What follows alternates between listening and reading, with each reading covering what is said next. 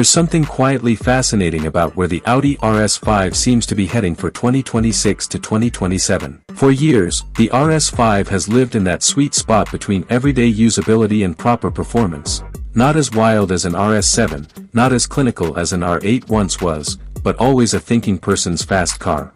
Now, with electrification shaping everything in this segment, the idea of an electric RS5 isn't just plausible, it feels inevitable. And honestly, it's about time. The traditional RS5 formula, turbocharged V6, quattro grip, understated aggression, has always been satisfying but never outrageous. It was the kind of car you admired more than obsessed over. But the shift toward an electric RS5 fundamentally changes the emotional equation. This isn't just a drivetrain swap, it's a personality shift. From what the market trajectory suggests, Audi is trying to retain that subtle RS identity while moving into a future where performance isn't defined by engine noise but by response, precision, and repeatability. If the RS e-tron GT hinted at how Audi thinks performance EVs should behave, then the electric RS5 feels like the model that brings that philosophy into a more attainable, everyday performance space. The first thing that stands out is how naturally an electric setup suits the RS5's character. The old car was never about theatrical chaos, it was about composure.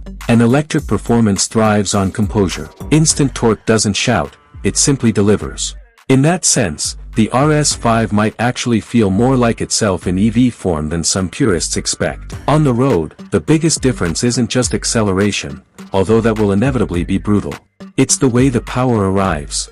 Instead of the familiar swell of boost from a twin-turbo V6, you get something flatter, more immediate, almost clinical in its precision. It makes overtaking feel less dramatic but more decisive. You're not working with the car anymore, you're directing it. That aligns perfectly with what the RS badge has evolved into over the last decade, less raw, more engineered. But here's where things get interesting. The electric RS5 won't live or die by straight-line speed. Every performance EV is fast now. What matters is whether Audi manages to preserve the subtle feedback that made the petrol RS5 enjoyable over long distances.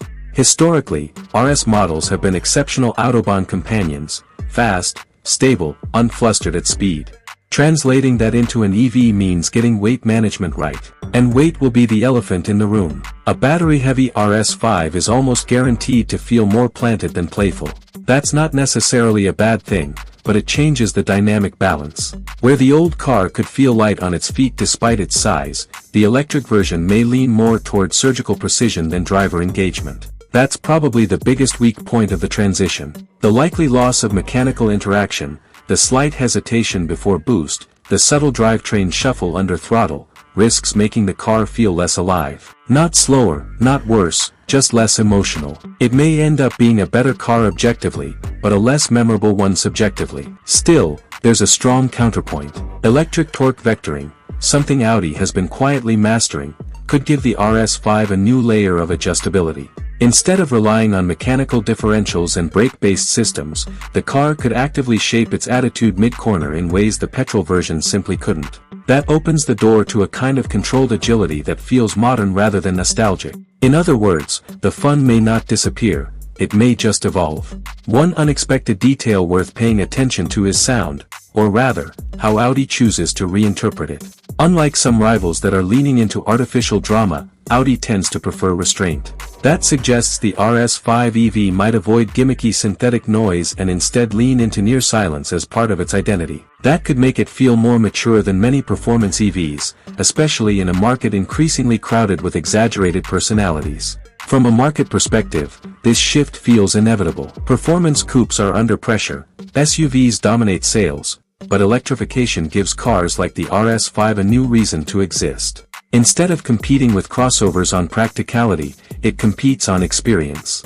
And experience is something Audi still understands deeply. The strong point here is clear, instant, repeatable performance wrapped in a body style that still values design and driver focus. The weak point, emotional dilution. The move away from combustion inevitably removes a layer of character that defined the RS lineage. The interesting twist is that this may end up being the most authentically RS5 yet, not because it's louder or faster, but because it doubles down on control, composure, and understated speed. In a world where performance is becoming easier to access but harder to feel special, that might be exactly what keeps the RS5 relevant.